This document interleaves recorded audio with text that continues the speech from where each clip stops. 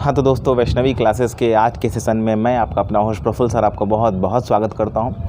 और जैसा कि हमने अपने लास्ट वीडियो में देखा था कि हम लोग टाइम एंड टेंस सेक्शन को पढ़ रहे थे, उसे देख रहे थे, तो बिना समय गंवाए हम लोग टाइम एंड टेंस सेक्शन की पढ़ाई को आगे करते हैं। लास्ट वीडियो में आप लोगों ने प्रेजेंट इंडेफिनिट के स्ट्रक्चर्स, प्रेजेंट इंडेफिनिट के पहचान को देख लिया था, हमने उस पर कुछ सेंटेंसेस भी बनाए थे। तो आज बिना समय गंवाए हम लोग अपना हेडिंग देते हैं टाइम एंड टेंस, ठीक है। और आज हम प्रेजेंट इंडेफिनिट हमारा हो गया था, तो हम आज शुरू करेंगे प्रेजेंट कंटिन्यूअस। चलिए, प्रेजेंट कंटिन्यूअस। प्रेजेंट कंटिन्यूअस का जो पहचान होता है बाबू, वो होता है रहा है, रही है, रही है, रहे हैं, रहा हूँ इत्यादि, ठीक है। मतलब ये काम की कंटिन्यूटी को दिखाता है, रहा है, रही है, रहे हैं, रहा हूँ, ठीक है। तो ऐसा कोई भी स्ट्रक्चर जो काम की कंटिन्यूटी को दिखाता है वो प्रेजेंट कंटिन्यूअस होता है। एक चीज़ इसमें बहुत ध्यान देने वाली बात है कि इसमें समय कभी नहीं रहता, ठीक है। इसमें समय कभी नहीं रहता। अगर मैं ये बोल देता हूँ मैं 6 घंटे से पढ़ रहा हूँ, तो ये प्रेजेंट कंटिन्यूअस टेंस नहीं माना जाएगा। सिर्फ माना जाएगा मैं पढ़ रहा हूँ, यही प्रेजेंट कंटिन्यूअस टेंस है, बाकी का समय नहीं है। चलिए, अब इस पहचान के बाद हमारे पास जो मेन इम्पॉर्टेंट चीज़ है वो है स्ट्रक्चर। इसका स्ट्रक्चर होता है subject plus is, am, are plus verb four plus object. मैं ऑब्जेक्ट के ऊपर प्लस या माइनस लगा रहा हूँ क्योंकि ऑब्जेक्ट वाक्य में हो भी सकता है और ऑब्जेक्ट वाक्य में नहीं भी हो सकता है, ठीक है। चलिए, अब अगर ये हो गया आपका पॉजिटिव सेंटेंस। अगर इसी में मुझे नेगेटिव बनाना है तो और आसान है, subject plus is, am, are. इसी के बाद हम लोग नॉट का प्रयोग कर देंगे, plus verb four plus object. Object पे फिर प्लस या माइनस। वर्ब फोर तो आप लोग को पता होगा, वर्ब में आईएनजी रूप लगा देते हैं तो वो क्या हो जाता है, वर्ब फोर हो जाता है, ठीक है। अगर हम लोग को इसका इंट्रोगेटिव यानी कि क्वेश्चन बनाना होगा तो किसी भी तरह का प्रश्नवाचक वाक्य बनाने के लिए या इंट्रोगेटिव सेंटेंस बनाने के लिए हेल्पिंग वर्ब को क्या करते हैं, सब्जेक्ट के पहले लेके आ जाते हैं। हेल्पिंग वर्ब कहाँ आता है, सब्जेक्ट के पहले। बाकी सभी शब्द यथास्थान रहते हैं, उसमें किसी तरह की चेंजेस लोग नहीं करते हैं। तो is, am, are plus subject plus, अगर नॉट रहेगा तो यहीं पे लिखेंगे, नहीं रहेगा तो नहीं लिखेंगे। इसीलिए मैं इसे ऐसे राउंड में मैं सर्किल में कर देता हूँ, plus verb four plus object के ऊपर प्लस या माइनस। तो देखिए, प्रेजेंट कंटिन्यूअस का आपके पास पहचान है, रहा है, रही है, रहे हैं, रहा हूँ, जैसा कंटिन्यूटी को दिखाएगा। आपके सामने इसका स्ट्रक्चर है। अब ऐसा कोई भी वाक्य आता है तो आपको पहले से स्ट्रक्चर पे फिट कर लेना है, वाक्य आपसे बन जाएगा और कुछ आपको इसमें सोचना नहीं है। जैसे अगर, ठीक है, मैं अंग्रेजी पढ़ा रहा हूँ, मैं अंग्रेजी पढ़ा रहा हूँ। देखिए, रहा हूँ है तो ये प्रेजेंट कंटिन्यूअस है। अब आपको सीधा स्ट्रक्चर लेके आ जाना है। सब्जेक्ट क्या है, आई। अच्छा, आई के साथ इज, एम या आर, तो आई एम लगेगा ना, आई के साथ एम लगता है। बाकी सिंगुलर के लिए इज, प्लुरल के लिए आर। I am. वर्ब का चौथा रूप क्या हो जाएगा, टीच का, टीचिंग। अब बस, अब आपको ऑब्जेक्ट लेके लिखते हैं ना, ऑब्जेक्ट क्या हो जाएगा, इंग्लिश। आपको फोकस करना है। देखिए, कई बार ऐसा होता है कि बच्चों को पढ़ाई स्ट्रक्चर देख के समझ में आता है, जब वो वाक्य बनाने जाते हैं तो कंफ्यूज हो जाते हैं। तो यहाँ पे प्लीज़ थोड़ा सा ध्यान दीजिएगा, बहुत ध्यान देने वाली बात है। देखिए, ये हिस्सा और ये हिस्सा, ये जो मैं अभी एक बॉक्स के अंदर में लिख रहा हूँ, आप गौर कीजिएगा। जो वाक्य शुरू होगा वो सब्जेक्ट होगा, उसको आपको फोकस करना है। और जिस अंत में रहा है, रही है या फिर ता है, ती है, चुका है, चुकी है, ऐसा लगा होता है, वही हिस्सा वर्ब होता है, ठीक है। अंतिम में ये सारे जो हमारे पहचान होते हैं ये वर्ब में लगे होते हैं। तो आपको सबसे पहले सब्जेक्ट लिखना है, शुरू वाला, और उसके बाद ये अंतिम वाला, ठीक है, यहाँ पे लिखना है। बीच में जो स्ट्रक्चर है बिल्कुल वही स्ट्रक्चर आपको लिख देना है, वर्ब वही होगा। बाकी जो शब्द बच गए उसे लास्ट में आपको लिखते जाना है, वही ऑब्जेक्ट होता है। क्लियर है? ध्यान से आप इसे देख लीजिए, ठीक है। इजी में एग्जाम्पल को लिख लीजिए। स्ट्रक्चर याद होना चाहिए, ठीक है। मतलब अभी तक हमने 2 स्ट्रक्चर पढ़ा, प्रेजेंट इंडेफिनिट और प्रेजेंट कंटिन्यूअस। तो दोनों स्ट्रक्चर याद होना चाहिए कि अब इसी का अगर आपको नेगेटिव करना होगा, मैं अंग्रेजी नहीं पढ़ा रहा हूँ तो यहीं पे नॉट लग जाता। क्या मैं अंग्रेजी पढ़ा रहा हूँ तो एम आ गया जाता, एम आई टीचिंग इंग्लिश। क्या मैं अंग्रेजी नहीं पढ़ा रहा हूँ तो am I not teaching English. सारा स्ट्रक्चर यहीं पे है, इसी सेंटेंस को आप चेंजेस करके बना सकते हैं। क्लियर है? सबसे मूल बात ये है कि आपको स्ट्रक्चर की जानकारी होनी चाहिए और आपको स्ट्रक्चर याद होना चाहिए। अब चलिए, जब प्रेजेंट कंटिन्यूअस हमारे पास हो गया तो हमारे पास अगला बचता है कौन सा? Present perfect. ठीक है, बहुत ही इंपॉर्टेंट है, ध्यान से देखेंगे। प्रेजेंट परफेक्ट, देखिए प्रेजेंट परफेक्ट का जो पहचान है उसे किताबों में लिखा गया है, ध्यान दीजिएगा। चुका है, चुकी है, चुके हैं इत्यादि। लेकिन गौर कीजिएगा, इस पॉइंट पे थोड़ा सा ध्यान देने वाली बात है। हम लोग आम तौर पे चुका है, चुके हैं बोलते नहीं हैं, ये हमारी बोलचाल की भाषा नहीं है। तो भाई हमारी बोलचाल की भाषा क्या है, यहाँ पे ध्यान दिया जाएगा। हमारी बोलचाल की भाषा है, हम लोग बोलते हैं आ है, ध्यान दीजिएगा, मैं एग्जांपल भी दे रहा हूँ। ई है, ए है, ETC इत्यादि। अच्छा, कैसे मैं समझाता हूँ, ठीक है, गौर से देखा जाएगा।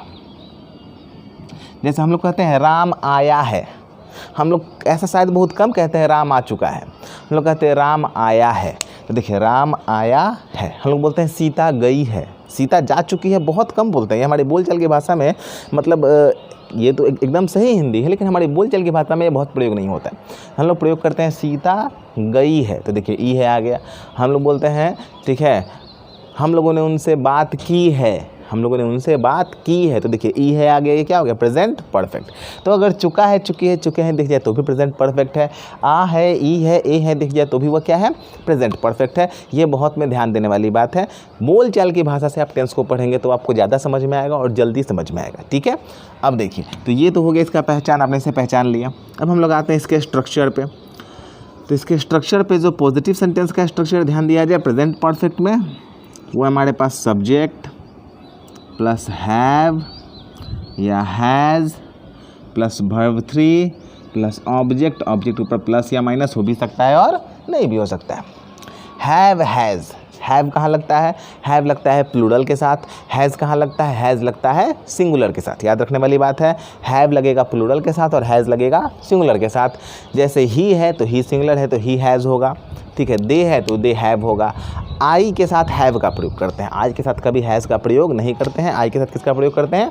हैव का प्रयोग करते हैं। ठीक है, चलिए अब देखिए एक चीज़ याद रखिएगा, कोई भी अगर परफेक्ट वर्ड आ जाता है, परफेक्ट टेंस आ जाता है, तो आपको याद रखना होगा कि उसमें हैव, हैज़ या हैड लगेगा ही। पास्ट होगा तो हैड लगेगा, प्रेजेंट होगा तो हैव या हैज़ लगेगा। ठीक है, चलिए अब हम लोग आते हैं इसके निगेटिव सेंटेंस में। निगेटिव सेंटेंस इसका बहुत आसान है।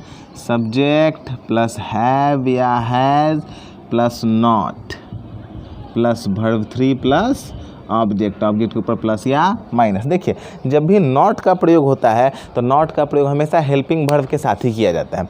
लास्ट टाइम हमारे पास हेल्पिंग वर्ब क्या था? EJMR था, तो वहाँ नॉट लगाया था हमने। यहाँ पे हैव, हैज़ है तो यहाँ नॉट लगाया हमने। नॉट हमेशा हेल्पिंग वर्ब के साथ ही रहता है। ठीक है, स्ट्रक्चर नोट करते चलेगा प्लीज़।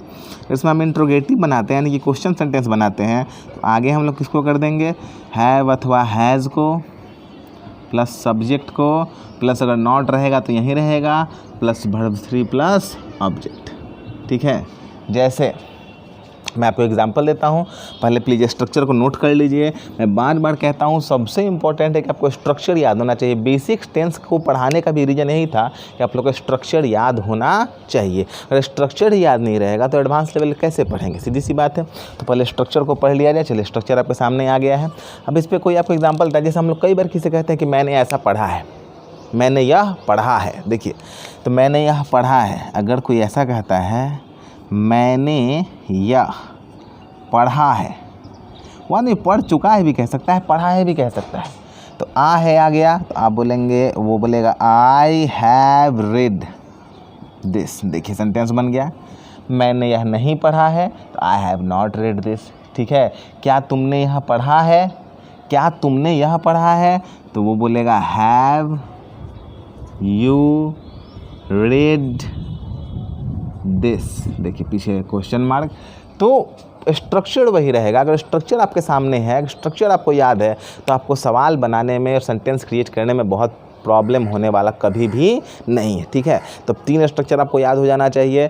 प्रेजेंट इंडिफिनिट का स्ट्रक्चर याद हो आपको होना चाहिए, प्रेजेंट कंटिन्यूअस का स्ट्रक्चर याद होना चाहिए और प्रेजेंट परफेक्ट का स्ट्रक्चर याद होना चाहिए। 3 स्ट्रक्चर आपके सामने पूरी तरह क्लियर हो जाने चाहिए। चलिए, दिख रहा है, स्ट्रक्चर नोट कर लीजिए। हम लोग अपने नेक्स्ट स्ट्रक्चर पे आते हैं। हमारा अगला स्ट्रक्चर है प्रेजेंट परफेक्ट कंटिन्यूअस। अच्छा, ये तो नाम से ही क्लियर है कि ये प्रेजेंट कंटिन्यूअस और प्रेजेंट परफेक्ट को एक साथ कंबाइन करके एक अलग नाम दिया गया है, जिसका नाम क्या है, प्रेजेंट परफेक्ट कंटिन्यूअस, ठीक है। तो चलिए हम लोग अब प्रेजेंट परफेक्ट कंटिन्यूअस को देखते हैं। प्रेजेंट परफेक्ट कंटिन्यूअस,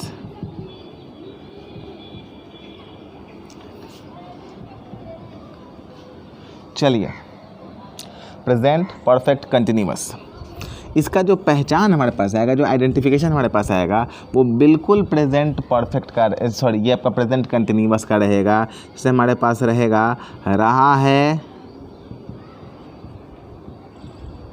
रही है,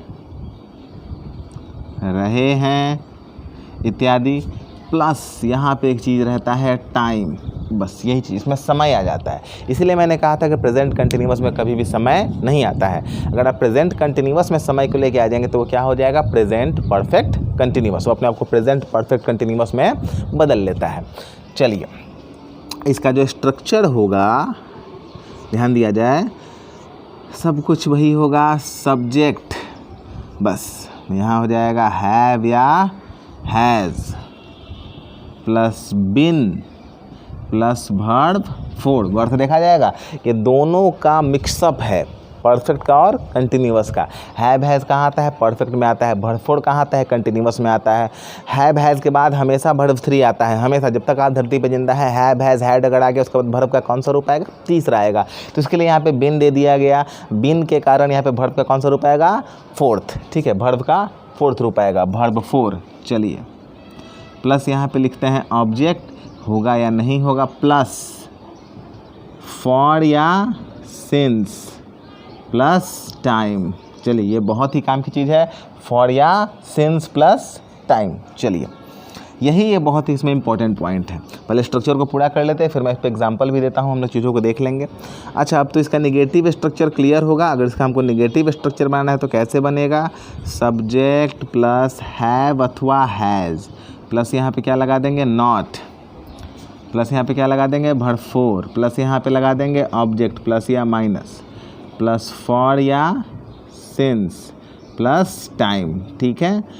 अब इंट्रोगेटिव इसका आप प्रयास करें कि आप खुद से इंट्रोगेटिव का स्ट्रक्चर लिखें, प्रयास कीजिए कि खुद से लिखें, ठीक है। वीडियो को पॉज कर दीजिए और खुद से इंट्रोगेटिव का स्ट्रक्चर लिखने का प्रयास कीजिए। इंट्रोगेटिव का स्ट्रक्चर लिखना बहुत आसान होता है, सिर्फ हेल्पिंग वर्ब को सब्जेक्ट के आगे कर देना होता है, बाकी शब्द अपने स्थान पर बिल्कुल रहते हैं, कुछ याद करने की आवश्यकता नहीं। बहुत लोग को लगता है कि हमें काफ़ी कुछ याद करना पड़ेगा, ऐसा कुछ होता नहीं है। आप चीज़ों को बस समझिए। देखिए, आगे आ गया हैव हैज़। चलिए, बाकी चीज़ों को मैं ज्यों कहते हैं। अब देखिए, सब्जेक्ट प्लस अगर नॉट रहेगा तो लिखा जाएगा, नहीं रहेगा तो नहीं लिखा जाएगा, सर्किल में हमने कर दिया, ठीक है। सॉरी, यहाँ पे हमारा बिन मिस्टेक हो गया था, मिस हो गया था, सॉरी, यहाँ पे बिन होगा, ठीक है, plus been plus verb four plus object, object के ऊपर प्लस या माइनस। यहाँ पे बिन छूट गया था, मैं इस बिन को फिर से लिख देता हूँ, थोड़ा सा ध्यान दीजिएगा, plus not plus been plus verb four plus object. Clear है, ठीक है, ध्यान दीजिएगा। बिन रहेगा, बिना बिन के वर्ब फोर कैसे करेंगे।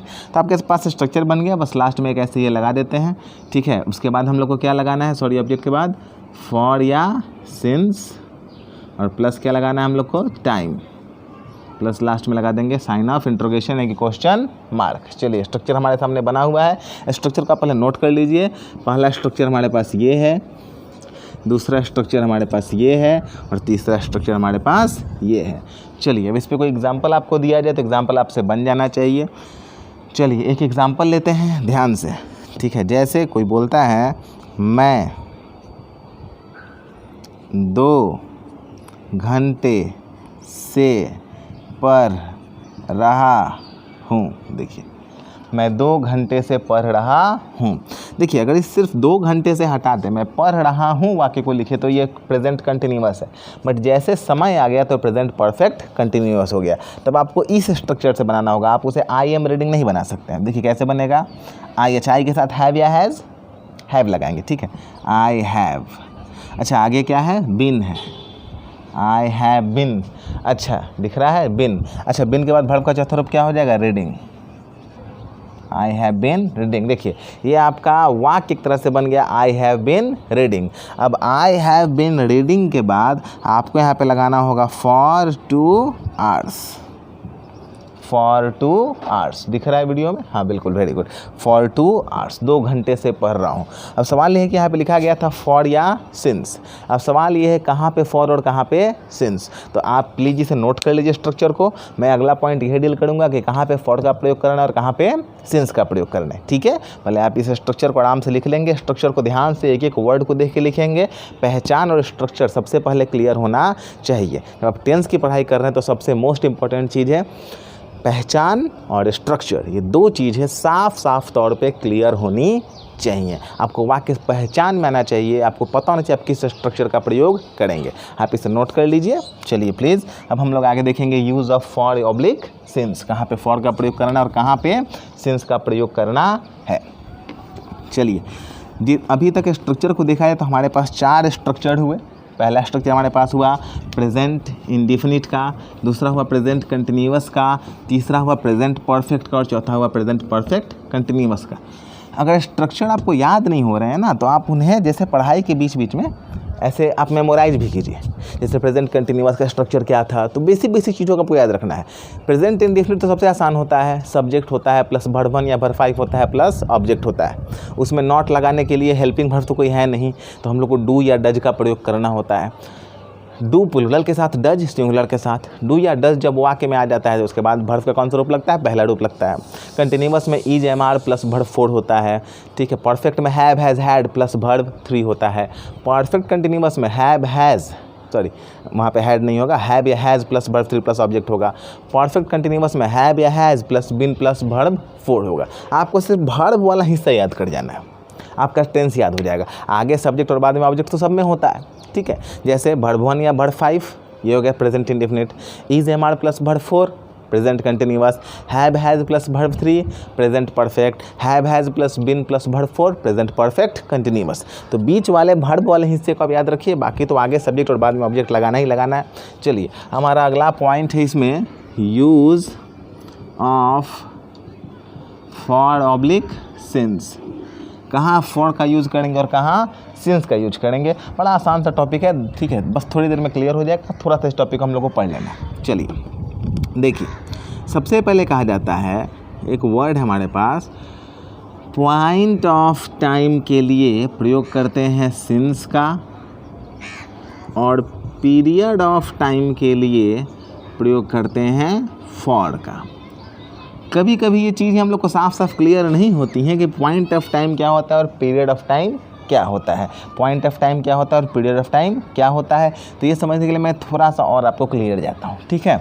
चलिए जैसे मैं यहाँ पे एक वर्ड यहाँ पे लिखता हूँ, देखिए सिंस, ध्यान दिया जाए सिंस। चलिए अब सिंस के बाद मैं यहाँ से पहला पॉइंट लेता हूँ, गौर से देखा जाएगा। मैं यहाँ लेता हूँ कैलेंडर। कैलेंडर आप जानते हैं, सबने देखा है कैलेंडर। कैलेंडर में आप जिस चीज़ को देख सकते हैं, साफ साफ तौर पे देख सकते हैं, उसके साथ सिंस का प्रयोग होगा। कैलेंडर में आप सबसे पहले क्या देख सकते हैं, ईयर, ठीक है। 1990, 1991, 2010, 2019, अगर ऐसा कोई ईयर का नाम लिखा है सिंस लगेगा। उसके बाद आप क्या देखते हैं, मंथ, जनवरी, फरवरी, सबका नाम होना चाहिए, पार्टिकुलर वो चीज़ होना चाहिए, ठीक है। जैसे दिस ईयर दैट ईयर आ गया तो ऐसा कुछ नहीं, ठीक है, नाम होना चाहिए, ठीक है।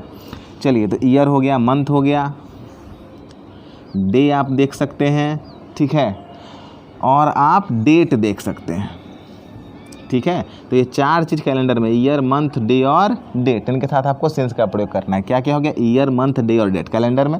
वीक के साथ, सप्ताह के साथ कभी भी सिंस का प्रयोग नहीं करते हैं। सप्ताह कभी भी कैलेंडर में दिया नहीं जाता है, हम लोग उसे जोड़ लेते हैं खुद से, वो हमारा अपना एजम्पशन होता है, ठीक है। तो इसीलिए वीक के साथ, सप्ताह के साथ कभी भी सिंस का प्रयोग नहीं करते हैं, फॉर का प्रयोग करते हैं, ठीक है। चलिए अब आगे आते हैं, दूसरा हमारे पास है क्लॉक। क्लॉक क्या दिखलाता है, टाइम।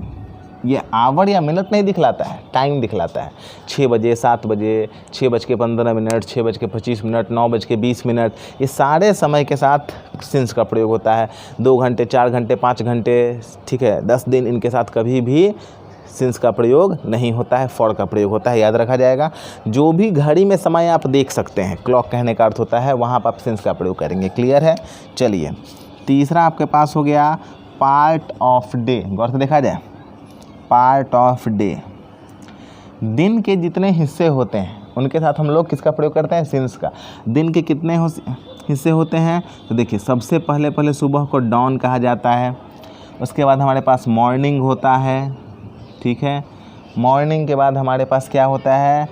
नून होता है, आफ्टरनून होता है, इवनिंग होता है, डस्क होता है। डस्क कहा जाता है आमतौर पे, ठीक है। डस्क का प्रॉपर अर्थ होता है गोधूली बेला, जब दिया हमारे यहाँ जलाया जाता है, डस्क हो गया, ठीक है। या फिर नाइट हो गया, ठीक है। मैं यहाँ पे नाइट भी ETC में यहाँ कर देता हूँ। दिन के जितने हिस्से हैं, कभी फॉर मॉर्निंग नहीं होता है, सिंस मॉर्निंग होता है, ठीक है। सिंस आफ्टरनून होता है, सिंस इवनिंग होता है। दिन के हिस्सों के साथ आप किसका प्रयोग करेंगे? सिंस का प्रयोग करेंगे, ठीक है। चलिए, इन पॉइंट्स के अलावा एक पॉइंट और है जो आपको यहाँ पे देख लेना है, ठीक है। मैं यहाँ पे लिखता हूँ, कैमरा में आ रहा है, चलिए, very good. Stage of life, stage of life, जीवन के जो स्टेज होते हैं उनके लिए भी सिंस का प्रयोग करते हैं। जैसे childhood,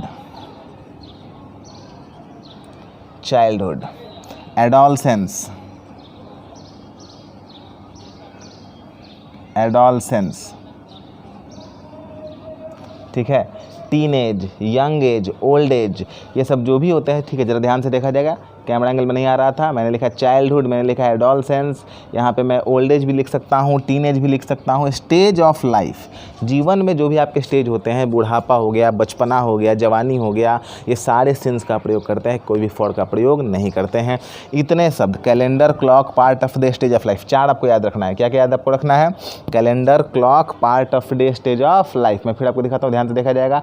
calendar, clock, part of day, stage of life, ये 4 चीज़ हमेशा सिंस का प्रयोग करते हैं। इनके अलावा जो भी शब्द बच जाएंगे वो फॉर का प्रयोग करेंगे, जैसे 2 घंटे, 4 घंटे, 2 दिन, 2 साल, 5 साल, ठीक है। तो इन सब के साथ हम लोग किसका प्रयोग करेंगे? फॉर का प्रयोग करेंगे। सिंस हमारे सामने क्लियर, सिंस फॉर क्लियर हो गया आपके सामने, ठीक है, वेरी गुड। तो आपके पास प्रेजेंट का सारा स्ट्रक्चर क्लियर हो गया, आपके सामने सिंस और फॉर क्लियर हो गए। आपको पता है कि सिंस कहाँ यूज करना है और फॉर कहाँ यूज करना है। आपको मालूम चल गया कि प्रेजेंट इंडेफिनिट का स्ट्रक्चर क्या होता है, प्रेजेंट कंटिन्यूअस का स्ट्रक्चर क्या होता है, प्रेजेंट परफेक्ट का स्ट्रक्चर क्या होता है और प्रेजेंट परफेक्ट कंटिन्यूअस का स्ट्रक्चर क्या होता है। चलिए, जब इतनी चीज़ें आपके सामने क्लियर हो गई तब इस पर कुछ प्रैक्टिस किया जा सकता है, ठीक है। थोड़ा बहुत स्ट्रक्चर्स नोट कर लीजिए, इन चीज़ों को नोट करते चलिए, ठीक है। उसके बाद सबसे इम्पोर्टेंट बात होती है कि आपको यूजेस पता होना चाहिए एट अ टाइम। ये सब याद करने वाली कोई चीज़ें नहीं है, ये हमेशा आपके दिमाग में रहना चाहिए। बहुत ही ज़्यादा बेसिक चीज़, इसमें कुछ भी एडवांस नहीं है, आप इसे कई बार बचपन से पढ़ चुके हैं, आपको इन्हें याद रखना पड़ेगा और कोई ऑप्शन होता नहीं है, ठीक है। चलिए, पढ़ाई को आगे करते हैं। पहले मैं आपको पहले कुछ एग्जाम्पल देता हूँ। चलिए, कुछ एग्जाम्पल्स को बनाने का प्रयास किया जाए जहाँ तक हमने पढ़ाई की है, ठीक है। चलिए, एक एग्जाम्पल आपको दिया गया, मैं जानता हूँ कि जो मेहनत करता है सफल होता है, सफल होता है। देखिए, इस वाक्य का इंग्लिश आपको करना है। पहले आप खुद से प्रयास कीजिए, आप इसका इंग्लिश कर सकते हैं या नहीं, ठीक है। खुद से आप प्रयास कीजिए। अब चलिए, मैं इसका जवाब आपको देता हूँ। सबसे पहले आप देखिए, ता हूँ, ता है, मतलब ये पूरा प्रेजेंट इंडेफिनिट पे आधारित है। आपको इसमें कुछ और एक्स्ट्रा सोचना नहीं, आपको प्रेजेंट इंडेफिनिट का स्ट्रक्चर पता होना चाहिए, वो भी एकदम सिंपल। कहीं इसमें आपको नहीं का प्रयोग नहीं है, ठीक है, या फिर क्वेश्चन का प्रयोग नहीं है। आराम से आप इसे प्रेजेंट इंडेफिनिट से बनाएंगे, हिस्से को बनाएंगे। चलिए, मैं जानता हूँ, क्या बनाएंगे आप? I know, subject plus verb 1। अच्छा, की का इंग्लिश क्या होगा? वेरी गुड, बहुत लोग जानते होंगे, दैट होता है, दैट। जो मेहनत करता है, जो का प्रयोग यहाँ क्या होगा? हु होगा, हु। अच्छा, हु क्यों होगा? अगर आपको पता नहीं होगा तो प्लीज़ आप प्रोनाउन का वीडियो देखिएगा, मैं प्रोनाउन का वीडियो भी बनाऊंगा। और जो जो चीज़ों में आपको प्रॉब्लम हो रहा है, जैसे जो चीज़ें आपको नहीं आएंगी, उसे प्लीज़ आप कमेंट बॉक्स में आप लिख दीजिएगा, मुझे भी पता चलेगा कि मुझे किन किन चीज़ों पे जल्दी वीडियोस बनाने हैं। और हो सकता है कि मैं बीच में एक शॉर्ट वीडियो या फिर उसका शॉर्ट डिस्क्रिप्शन भी दे दूँ, अगर आ रहा है तो बहुत अच्छी बात है। ठीक है, पढ़ाई को आगे करते हैं। तो आई नो दैट हु, अच्छा मेहनत करना का इंग्लिश क्या होता है जी? मेहनत करना। ठीक है, आप यहाँ पे बहुत सारा वर्ड का इस्तेमाल कर सकते हैं। सीधा वर्ड लगा दीजिएगा लेबर। ठीक है, सॉरी लेबर से अच्छा वर्ड होगा हु वर्क हार्ड। अच्छा बस आपको ये बताना है कि यहाँ पे हु सिंगुलर है कि प्लूरल है। तो हु तो सिंगुलर है ना, तो हु वर्क्स हार्ड। ठीक है, वर्क हार्ड का अर्थ क्या हो गया? मेहनत करना। ठीक है, I know that who works hard. अच्छा सफल होता है, सफल होना का इंग्लिश क्या होता है? सक्सीड। SUCCED, succeed. अब इसका सब्जेक्ट क्या है? कोई सब्जेक्ट तो यहाँ है नहीं, मतलब यही जो काम कर रहा है, सक्सीड्स लगा देंगे। I know that who works hard succeeds, मैं जानता हूँ जो मेहनत करता है सफल होता है।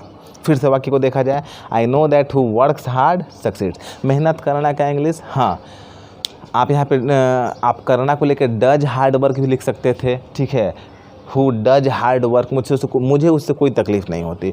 ठीक है, आप इसको ऐसे बनाते हैं, I know that who does hard work succeeds, मुझे कोई तकलीफ नहीं होती। लेकिन छोटा में बन सकता है तो छोटा में बना देंगे।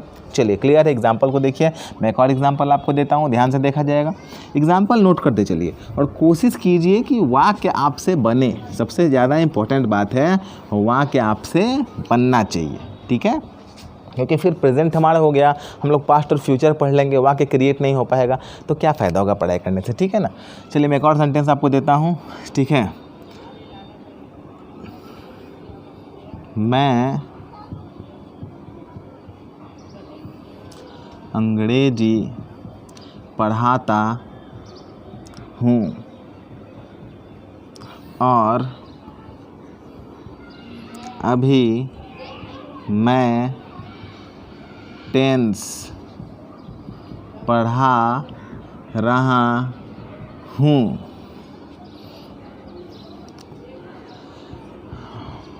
प्रेजेंट टेंस समाप्त हो चुका है। मैं इसे हो गया है भी लिख सकता था। चलिए यहाँ पे कॉमा है, वाक्य को देखिए, मैं अंग्रेजी पढ़ाता हूँ और अभी मैं टेंस पढ़ा रहा हूँ। प्रेजेंट टेंस समाप्त हो चुका है। आपको सबसे पहले टेंस डिसाइड करना है। मैं अंग्रेजी पढ़ाता हूँ, ये प्रेजेंट इंडेफिनिट है और तो जोड़ने वाला शब्द है। अभी मैं टेंस पढ़ा रहा हूँ, ये क्या है? प्रेजेंट कंटिन्यूअस है। प्रेजेंट टेंस समाप्त हो चुका है, ये क्या है? प्रेजेंट परफेक्ट है। आप इस तीनों की इंग्लिश पहले खुद से करने की प्रयास करेंगे, पहले आप तीनों का अंग्रेजी खुद कर लीजिए। चलिए हो जाए तो बहुत अच्छी बात है। मैं अंग्रेजी पढ़ाता हूँ, क्या हो जाएगा? I teach English. ठीक है, एंड अभी का इंग्लिश नाउ। आप नाउ को शुरू में भी लिख सकते हैं और नाउ को आप अंत में भी लिख सकते हैं, आपके ऊपर निर्भर करता है। ठीक है, मैं तो सब्जेक्ट से स्टार्ट कर रहा हूँ। मैंने आपको पहले भी कहा है कि बाकी सभी शब्दों को आप लास्ट में लिखिएगा। मैं टेंस पढ़ा रहा हूँ, आई एम टीचिंग टेंस। अभी के लिए क्या लगा देंगे? नाउ। कॉमा था, कॉमा दे देंगे जैसा वाक्य में है।